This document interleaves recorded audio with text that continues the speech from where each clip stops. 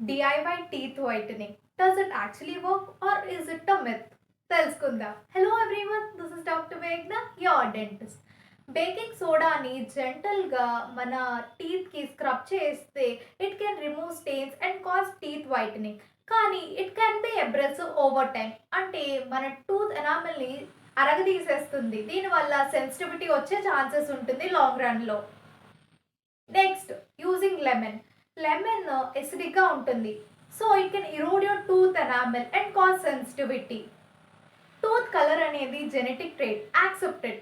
లేదు నాకు teeth whitening కావాలంటే opt for professional tooth whitening or ADA approved whitening products. ఇలాంటి హోమ్ రెమెడీస్ ట్రై చేయకండి.